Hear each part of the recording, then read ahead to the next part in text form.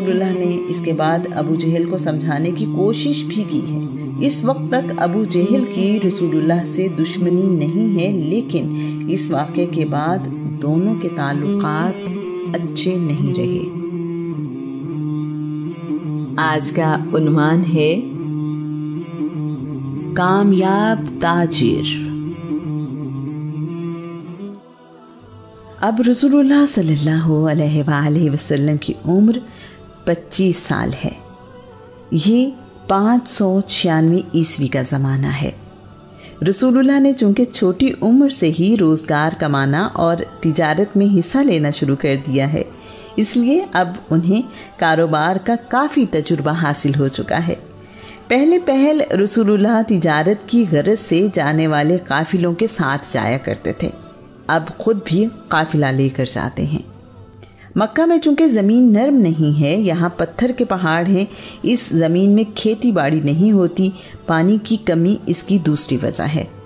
مکہ میں صنعتیں بھی نہیں ہیں، یہاں کے لوگ تجارت میں مہارت رکھتے ہیں۔ رسول اللہ اب تک لوگوں میں اپنے کردار اور محنت سے اچھا مقام بنا چکے ہیں۔ رسول اللہ کا خاندان بھی اسی تجارت سے منسلک ہے، ان کی معیشت تجارت پر ہی قائم ہے۔ اس کے علاوہ حج ایسی عبادت ہے جو مکہ والوں کے لیے نفع کا باعث ہے۔ حج بھی مکہ کی معیشت کی مدد کرتا ہے۔ مکہ کے لوگ شام، حبشہ اور یمن کی بندرگاہوں سے سامان خرید کر لاتے اور عرب میں بیچتے ہیں۔ اسی طرح وہ مکہ سے مال خرید کر ان ملکوں میں بیچنے کے لیے لے جاتے ہیں۔ سب سے زیادہ تجارت کھانے پینے کی اشیاء، خشک میوہ جات، خوشبو، کپڑے اور آرائشی سامان کی ہوتی ہے۔ یہ لوگ اونٹوں پر سامان لاد کر لے جاتے ہیں اور جدھر جتنا مال بک سکے بیچ دیتے ہیں۔ واپسی پر ایسی چیزیں خرید لیتے ہیں جو مکہ میں بیچی جا سکتی ہوں۔ مکہ میں اپنا صرف چمڑے کا کاروبار ہے اور اس کی بڑی وجہ بیت اللہ میں کی جانے والی قربانی ہے۔ مکہ میں لوہار، ترکھان، موچی، نائی ضرورت کے مطابق ہیں۔ اونٹوں کے لیے نکیل، ڈوریاں، کجاوے بنانے والے بھی موجود ہیں۔ بھیڑوں کی اون اور بالوں سے دھاگا اور موٹا کپڑا بنایا جاتا ہے۔ انہی کپڑوں سے خیمے بنائے جاتے ہیں۔ اونٹوں اور بھیڑوں کی ہڈیوں سے خواتین کے لیے زیورات بھی بنائے جاتے ہیں۔ اچھی قسم کا کپڑا دوسرے ملکوں سے ہی مکہ میں آتا ہے۔ نمک قریبی سمندر سے حاصل کیا جاتا ہے۔ مرچوں کا استعمال کھانوں میں بہت کم ہے۔ مقامی طور پر پھل بھی نہیں ہیں، اس لیے پھل دوسری جگہوں سے آتے ہیں جو بہت مہنگے ہوتے ہیں۔ ان سب چیزوں کے باوجود مکہ ایک بڑی تجارتی منڈی ہے۔ اس منڈی کی بہت اہمیت ہے اور وجہ ایک ہی ہے، بیت اللہ اور اس کا حج۔ تجارت ان دنوں بہت ہی مشکل ہے۔ سہولتوں کا نام و نشان تک نہیں ہے، راستے محفوظ نہیں، لوٹے جانے کا خطرہ اپنے وطن واپس آنے تک رہتا ہے۔ اپنے سامان کے لیے حفاظتی دستوں کا انتظام ضروری ہے۔ راستے میں کھانے پینے کا خرچ، بیماری کی صورت میں علاج، گرمی اور تپش اس کام کو اور بھی مشکل بنا دیتے ہیں۔ لمبے راستوں میں اونٹ کا مر جانا ایک مصیبت سے کم نہیں ہے۔ دوسرے ملکوں کے ٹیکس اور کسٹم ڈیوٹیاں مصیبت ہیں۔ دوسرے ملک میں پہنچنے سے پہلے یہ علم نہیں ہوتا کہ ٹیکس اور کسٹم ڈیوٹیاں بدل گئی ہیں یا نہیں۔ سفر کے غیر متوقع اخراجات ان دنوں تجارت کو مشکل بنا دیتے ہیں۔ ان تجارتی قافلوں کا منافع 100% ہوتا ہے۔ اس کاروبار میں کم سرمایے سے تجارت ممکن نہیں ہے۔ مکہ سے قافلوں کے جانے کا موسم بھی سال میں صرف 2 مرتبہ ہے۔ ہر وقت تجارت ممکن نہیں ہے۔ کم سرمایہ والے تاجر اپنا مال قافلے کے حوالے کرتے ہیں، جس کی وجہ سے انہیں اپنے منافع سے حصہ ادا کرنا پڑتا ہے۔ رسول اللہ اپنے چچا زبیر بن عبد المطلب کے ساتھ شراکت داری میں بھی تجارت کرتے ہیں۔ رسول اللہ نے اپنے چچا عباس کے ساتھ بھی یمن کا تجارتی سفر کیا۔ عباس خوشبو خرید کر لاتے ہیں اور حج کے دنوں میں بیچتے ہیں۔ رسول اللہ نے عبد الکعبہ کے ساتھ بھی تجارت کے لیے سفر کیے ہیں۔ عبد الکعبہ کپڑے کے تاجر ہیں۔ رسول اللہ نے مکہ اور دوسرے ملکوں میں تاجروں سے اچھے تعلقات بنا لیے تھے۔ اس کی وجہ رسول اللہ کا اخلاق، دیانتداری اور کاروباری اصولوں کی پاسداری تھا۔ قیس بن صائب مخزومی بیان کرتا ہے، اعلان نبوت سے پہلے رسول اللہ کے مجھ سے تجارتی تعلقات تھے۔ میں نے محمد کو اپنی زندگی کا بہترین تجارتی شراکت دار پایا۔ میں ہر بار محمد پر اعتبار کرتے ہوئے کوئی نہ کوئی تجارتی ذمہ داری دیتا تھا۔ مجھے کبھی مایوسی نہیں ہوئی۔ ہر بار جب تک مکمل حساب کتاب اور میرے سوالوں کے جوابات میرے اطمینان پر نہ ہوتے، محمد اپنے گھر نہ جاتے۔ کاروباری معاملات میں محمد کا کبھی کسی سے جھگڑا نہیں ہوا۔ جب کبھی میں تجارت کے لیے مکہ سے باہر گیا اور محمد نے مجھے کوئی تجارتی ذمہ داری سونپی تو ان کا رویہ باقی تاجروں سے مختلف ہوتا۔ واپسی پر باقی تاجر مجھ سے اپنے مال، تجارت اور منافع کے متعلق سوال کرتے، جبکہ محمد میری صحت اور طبیعت کے بارے میں پوچھتے تھے۔ رسول اللہ تجارتی سفر پر حباشہ، مکہ سے جنوب میں یمن جاتے ہوئے ایک علاقے جرش جو کہ طائف سے یمن کے راستے میں ہے اور جورش جو جنوبی عرب کا ایک شہر ہے، وہاں جاتے رہے ہیں۔ رسول اللہ تجارتی سفر پر ملک شام، حبشہ، یمن اور بحرین بھی جاتے رہے ہیں۔ رسول اللہ نے وعدہ کر کے اسے پورا کرنے کی اہمیت اپنے کردار سے سمجھائی۔ یہ سب باتیں اعلان نبوت سے پہلے کی ہیں۔ ایک دن رسول اللہ کو عبداللہ بن ابی الحصا نے ایک جگہ انتظار کرنے کا کہا اور چلا گیا۔ رسول اللہ اس گلی کے کنارے پر عبداللہ کا انتظار کرتے رہے۔ عبداللہ وہاں سے جانے کے بعد بھول گیا کہ رسول اللہ اس کا انتظار کر رہے ہیں۔ عبداللہ کو 3 دن بعد یاد آیا کہ میں نے تو رسول اللہ سے وعدہ کیا تھا۔ وہ بھاگا بھاگا واپس آیا تو حیران رہ گیا کہ رسول اللہ اس کا انتظار کر رہے تھے۔ بھول جانے پر معافی مانگی۔ رسول اللہ مسکرا دیے۔ رسول اللہ پچھلے 5 سالوں میں مختلف لوگوں کے لیے تجارتی ذمہ داریاں ادا کرتے رہے ہیں۔ اب گرمیوں کا موسم ہے۔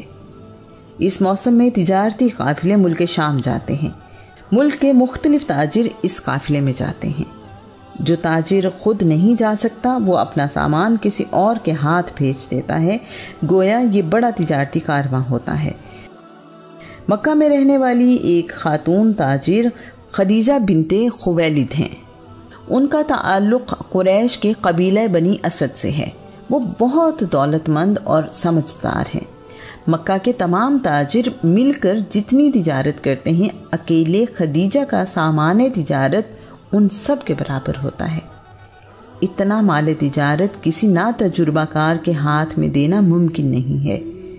نقصان کے علاوہ کاروباری ساکھ کا خطرہ بھی موجود ہے۔ ہر کسی کی خواہش ہے کہ وہ سیدہ خدیجہ کا سامان تجارت لے کر جائے۔ ابی طالب نے رسول اللہ سے کہا، بیٹا تم میرے مالی حالات کے بارے میں اچھی طرح جانتے ہو۔ حالیہ قحط نے تنگ دستی بڑھا دی ہے۔ میرے پاس سرمایہ نہیں ہے کہ میں کاروبار میں لگا سکوں۔ تمہاری قوم کا تجارتی قافلہ شام جا رہا ہے۔ خدیجہ اپنا سامان لوگوں کے ہاتھ ملک شام بھجواتی ہے۔ اگر تم اس مقصد سے اسے جا کر ملو تو یقیناً وہ تمہیں باقی لوگوں پر فوقیت دے گی۔ اگرچہ میں تمہیں ملک شام بھیجنے سے ڈرتا ہوں، کہیں تمہیں وہاں کوئی نقصان نہ پہنچے، مگر موجودہ حالات میں مجھے اور کوئی صورت نظر نہیں آتی۔ رسول اللہ کی خودداری نے گوارا نہ کیا کہ وہ کسی کے پاس سوال لے کر جائیں۔ رسول اللہ نے کہا، شاید وہ خود ہی مجھ سے رابطہ کر لیں۔ ابی طالب نے کہا، مجھے اندیشہ ہے کہ وہ کسی اور کو اس کام کے لیے مقرر کر دے گی۔ رسول اللہ جواب میں خاموش رہے۔ ابی طالب سیدہ خدیجہ کے پاس خود گئے اور ان سے کہنے لگے، میرا بھتیجا محمد بھی تجارت کے لیے دوسرے ملکوں کا سفر کرتا ہے۔ وہ کئی اور تاجروں کا سامان لے جا چکا ہے۔ بہت محنتی اور ایماندار ہے۔ آپ بھی اپنا سامان تجارت اس کے ہاتھ بھیجیں۔ سیدہ خدیجہ نے کہا، میں محمد کے اخلاق اور خوبیوں سے اچھی طرح واقف ہوں۔ میں اپنا سامان اس کے ہاتھ ضرور بھیجوں گی۔ آخر کسی اچھے کاروباری شراکت دار کی ضرورت نہیں ہوتی۔ آپ اسے میرے پاس بھجوائیے۔ ابی طالب نے سیدہ خدیجہ سے ہونے والی گفتگو کی تفصیل رسول اللہ کو بتائی۔ رسول اللہ سیدہ سے ملنے گئے۔ سیدہ خدیجہ نے کہا، میں یہ ذمہ داری آپ کے سپرد کرنے کو تیار ہوں۔ اس کی وجہ آپ کی سمجھداری اور ایمانداری ہے۔ میں نے آپ کے اچھے اخلاق کے بارے میں بھی سن رکھا ہے۔ اگر آپ یہ ذمہ داری قبول کریں تو جو معاوضہ اس کام کے عوض میں دوسروں کو دیتی ہوں اس سے 2 گنا معاوضہ آپ کو دوں گی۔ میں آپ کی خدمت کے لیے ایک غلام بھی آپ کے ساتھ بھیج دوں گی۔ اس کے بعد رسول اللہ نے سیدہ خدیجہ سے اس ذمہ داری کی تفصیلات طے کی۔ رسول اللہ نے واپس آ کر چچا کو ساری بات بتائی تو ابی طالب نے مسکراتے ہوئے کہا، یہ رزق اللہ کریم نے آپ کے لیے خاص اپنی بارگاہ سے بھیجا ہے۔ تجارتی قافلہ شام لے جانے کی تیاری ہونے لگی ہے۔ رسول اللہ نے بھی اپنی تیاری کی ہے۔ سیدہ خدیجہ کا ایک رشتہ دار خزیمہ بن حکیم سلمی بھی قافلے کے ساتھ جا رہا ہے۔ خدیجہ نے اپنا غلام میسرہ رسول اللہ کے ساتھ بھیجا۔ وہ سیدہ کا سامان لے کر جانے والے قافلوں کے ساتھ اکثر جایا کرتا تھا۔ میسرہ کو ہدایت نہ تو محمد کی نافرمانی کرنا اور نہ ہی ان کی رائے سے اختلاف کرنا۔ یہ قافلہ 16 ذی الحج کو مکہ سے روانہ ہوا ہے۔ یہ 596 عیسوی کی گرمیوں کا موسم ہے۔ رسول اللہ کے لیے اتنے بڑے پیمانے پر تجارت کا یہ پہلا تجربہ ہے۔ کئی ہفتوں کے مشکل سفر کے بعد قافلہ ملک شام کے شہر بصرہ پہنچا ہے۔ اس سفر پر جانے کا تجربہ اور مشاہدہ پہلے سفر شام سے مختلف ہے۔ ایک بچہ اب جوان ہے، چچا کی سرپرستی میں کاروبار کرنے کی بجائے خود لوگوں کا سرپرست ہے۔ اب اس کا ہر فیصلہ فائدے اور نقصان کی صورت میں ظاہر ہوتا ہے۔ میسرہ کے مطابق رسول اللہ کی ذمہ داری میں تمام ملازم اور مزدور بڑے خوش ہیں۔ انہیں اتنی اخلاق اور محبت سے پیش آنے والا رہنما پہلی دفعہ ملا ہے۔ اس قافلے میں مکہ سے کچھ کھجوریں، کیکر نما درخت، قرض کی چھال جو چمڑا رنگنے کے کام آتی ہے، اونٹ اور دوسرے جانوروں کے بال، چمڑا اور گھی شامل ہیں۔ اس کے علاوہ طائف کا انگور سے بنایا گیا منقہ بھی شامل ہے۔ رسول اللہ 13 سال بعد دوبارہ بصرہ کی قیام گاہ پر موجود ہیں۔ وہی سایہ دار درخت، وہی گرجا گھر، وہی ماحول اور ویسے ہی تاجر موجود ہیں۔ سب لوگ یہاں رکے اور آرام کیا۔ میسرہ راستے میں رسول اللہ کی خدمت کرتا رہا۔ کئی باتیں ایسی دیکھ چکا ہے جو اس سے پہلے کسی سفر میں نہیں دیکھی۔ سمجھدار ہے، خاموشی سے مشاہدہ کر رہا ہے۔ میسرہ سیدہ کے سامان تجارت کے ساتھ اکثر ملک شام آتا ہے، اس لیے اسے یہاں کے لوگ جانتے ہیں۔ میسرہ کی ملاقات قریبی خانقاہ کے راہب سے ہوئی ہے۔ اب یہاں رہنے والے راہب کا نام نستورہ یا نستورس ہے۔ بحیرہ راہب کے بارے میں تاریخ خاموش ہے۔ یہ نہیں کہا جا سکتا کہ بحیرہ یہاں سے کسی اور جگہ چلا گیا یا وفات پا گیا۔ نستورہ راہب نے دیکھا کہ آنے والے قافلے میں کوئی غیر معمولی شخصیت ہے۔ وہ میسرہ سے ملا اور پوچھا، میسرہ تمہارے ساتھ یہ نوجوان کون ہے؟ میسرہ نے کہا، قریش کا نوجوان محمد ہے، بنی ہاشم سے تعلق ہے، جو کعبے کے متولی ہیں۔ نستورہ نے رسول اللہ کے بارے میں جاننے میں دلچسپی لی۔ نستورہ نے کہا، تم نے اس نوجوان میں کیا خوبیاں دیکھی ہیں؟ میسرہ نے جواب دیا، ایماندار، پاکیزہ، نرم مزاج، خوش اخلاق، وعدے کا پکا، سوچ بچار میں گم جیسے کائنات پر غور کر رہا ہو، کمزوروں پر مہربان، مزدوروں پر نرمی کرنے والا۔ نستورہ نے کہا، اس کی آنکھیں کیسی ہیں؟ میسرہ نے ان سوالوں سے گھبراہٹ محسوس کی اور جواب دیا، آنکھیں سیاہ اور بڑی بڑی ہیں، سفید حصے میں سرخ ڈورے ہیں، پلکیں سیاہ اور باریک ہیں جو آنکھوں کو اور بھی خوبصورت بنا دیتی ہیں۔ نستورہ بولا، ان سب خوبیوں کا مالک جو اس درخت کے نیچے بیٹھے وہ نبی ہی ہو سکتا ہے۔ نستورہ اٹھ کر رسول اللہ کے قریب آ گیا، رسول اللہ کا ماتھا چوما اور کہا، میں آپ پر ایمان لاتا ہوں اور گواہی دیتا ہوں کہ آپ وہی نبی ہیں جس کا ذکر تورات اور انجیل میں پایا جاتا ہے۔ آپ وہی ہیں جس کی بشارت اللہ کے نبی عیسیٰ نے دی تھی۔ میسرہ یہ سب دیکھ رہا ہے، وہ تو پہلے ہی سفر میں پیش آنے والے واقعات سے متاثر ہے، اب اس کی حیرت بلندیوں پر ہے۔ میسرہ نے یہ بات اچھی طرح ذہن نشین کر لی ہے کہ محمد اللہ کے نبی ہیں۔ اس نے راستے بھر دیکھا کہ رسول اللہ کی ذات پر کوئی سایہ کیے ہوئے ہے۔ بصرہ میں تجارت کرتے ہوئے رسول اللہ کا کسی تاجر سے اختلاف ہو گیا۔ اس نے رسول اللہ سے کہا، آپ لات و عزیٰ کی قسم اٹھائیں۔ رسول اللہ نے جواب دیا، میں نے کبھی ان کی قسم نہیں اٹھائی، کبھی ان کے پاس سے گزروں تو میں اپنا منہ دوسری طرف پھیر لیتا ہوں۔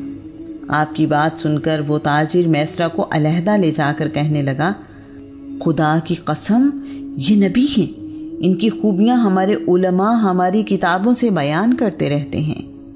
رسول اللہ نے مکہ سے لایا ہوا سامان تجارت بیچ دیا ہے۔